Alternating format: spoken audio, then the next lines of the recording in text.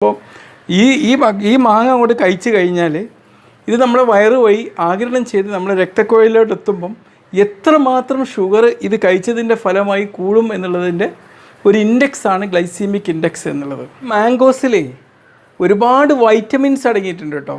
പ്രത്യേകിച്ച് vitamin A, ഒരുവിധം എല്ലാ ബി കോംപ്ലക്സും, വൈറ്റമിൻ B12 ഒഴികെയുള്ള മറ്റെല്ലാ ബി കോംപ്ലക്സും, വൈറ്റമിൻ സിയും, പോളിഫെനോൾസ് എന്ന കോമ്പൗണ്ട്സും ഒക്കെ അടങ്ങിയിട്ടുണ്ട്.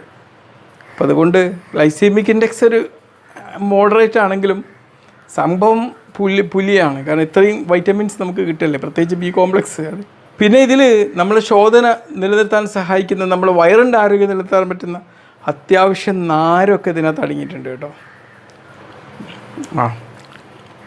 ഒരു തുറന്നു കഴിഞ്ഞാൽ തന്നെ നോക്കുക, ഒക്കെ നന്നായിട്ട് നാര് സപ്ലൈ ചെയ്യുന്ന സാധനമാണ്. പിന്നെ കോപ്പർ, മഗ്നീഷ്യം